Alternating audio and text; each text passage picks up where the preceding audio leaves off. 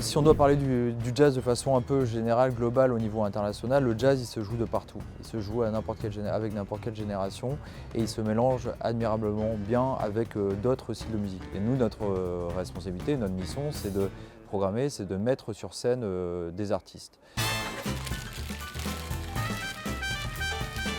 Cette édition de 2023 est une édition qui sera tournée vers une envie très forte de mettre en avant toute la richesse, la diversité de la scène musicale féminine. Les femmes sont très peu présentes dans l'industrie musicale et notamment sur la scène. Donc nous, on prend notre part de responsabilité en tant que diffuseur, en tant que festival, au même titre que les médias, au même titre que les lieux de formation. On se doit de faire quelque chose. Donc c'est la raison pour laquelle sur cette édition, on retrouvera beaucoup de musiciennes sur l'ensemble des scènes du festival et pas seulement sur les scènes gratuites. On pourrait déjà parler de cette soirée d'ouverture avec le retour de Lily Bridgewater qui va s'attaquer au répertoire d'Ella Fitzgerald avec la Amazing Keystone Big Band. Je pense aussi à cette rencontre entre justement Sarah Lenka et Masha Garibian qui va ouvrir cette édition. Je pense à la pianiste Domi avec J.D. Beck sur la nouvelle génération. Une bassiste juste incroyable qui va beaucoup faire parler d'elle et on a appris dernièrement qu'elle avait intégré le groupe de Lenny Kravitz, c'est la bassiste Adi Wazi sur la soirée gospel qui va aussi réunir là aussi beaucoup de chanteuses, de choristes, notamment cette grande chanteuse de gospel qui s'appelle Kim Burrell.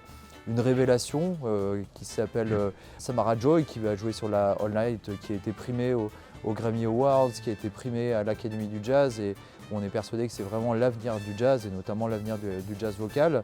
On peut penser à Celia Kaminic, une artiste aussi qu'on a vu se révéler quand elle était encore étudiante au Conservatoire de Lyon et qui a passé les étapes et qui est devenue une des voix indispensables en France et qu'on est très heureux d'accueillir sur ce projet avec Alfio Reglio. Il y a cette batteuse Terry Lynn Carlington qui est une batteuse qu'on a accueillie maintes et maintes fois au festival et qui va rencontrer le piano de Yesai Karapetian. Et évidemment que cette programmation féminine se retrouve sur l'ensemble des scènes du festival et notamment au club avec Cynthia Abraham, avec la chanteuse du groupe Kolinga, Sarah Lenka qu'on va retrouver aussi en grande formule à 5 musiciens. C'est difficile de tous et de toutes les citer sur cette édition, mais c'est vrai que c'est très important de défendre ces musiciennes.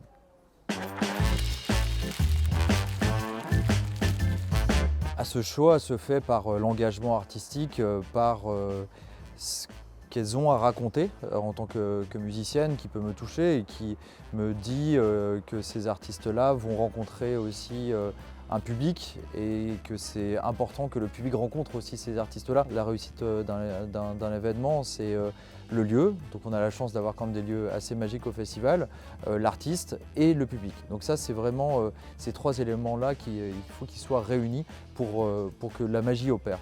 Après, sur comment on fait une programmation de festival, il y a toujours ce degré à la fois des artistes indispensables qu'il faut avoir dans sa programmation et puis aussi faire des paris sur l'avenir, se dire que ces artistes-là vont marquer le jazz de demain. On peut penser à la première venue de Gregory Porter, la première venue d'Esperanza Spalding, de Sandra Nkake, d'Ibrahim Malouf, de Fatoumata Diawara. Ce sont des artistes qui, après leur passage sur le club, sur Cybelle, sur le Jazz Mix, on a participé à cette aventure et au développement de ces artistes. Oui, il y a certains artistes que j'ai espéré, que j'ai limite courtisé, qu'on pourrait dire, que j'ai essayé de convaincre une quantité de mails, d'appels, de textos pour essayer que ça bouge.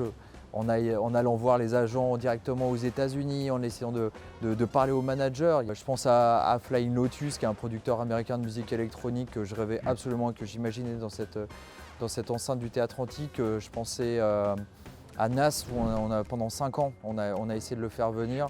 Et une fois, on a réussi à le confirmer, sauf que c'était en 2020 qu'il y a eu la pandémie.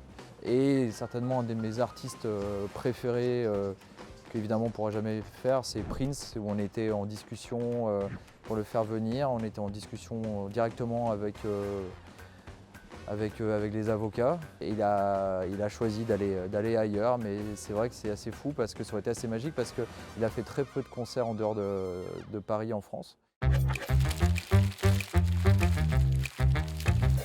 Moi je suis arrivé à Jazz à Vienne juste après les 30 ans du festival. Il y avait un vrai questionnement sur la position du festival, de qu'est-ce qu'on allait raconter après. Qu'est-ce qu'on fait? On reste statique ou on essaie des choses? Et l'idée, ça a été d'exploser les formes, de créer encore plus de concerts, d'aller encore ailleurs, d'imaginer encore plus de collaborations et de croiser aussi les publics. C'est ça, c'était très important, à la fois d'avoir un public de fidèles et de garder notre public de fidèles, d'essayer de continuer à le surprendre et en même temps essayer d'intéresser un nouveau public qui va venir découvrir pour la première fois et qui va avoir envie de revenir.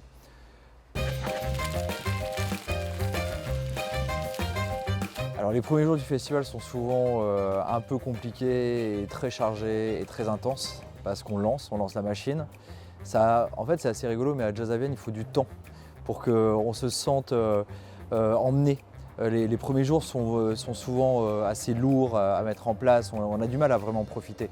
Mais après, quand c'est lancé, c'est assez magique, on commence à vraiment profiter, à passer beaucoup de temps aussi avec le public, avec les journalistes. C'est un moment de fête en fait.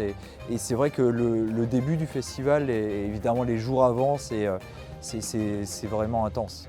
Donc il faut du temps. Et quand on commence à se dire ah c'est super et tout ça, c'est pratiquement la fin et après c'est fini et on est triste et on est nostalgique et on a déjà hâte à l'année à venir, quoi.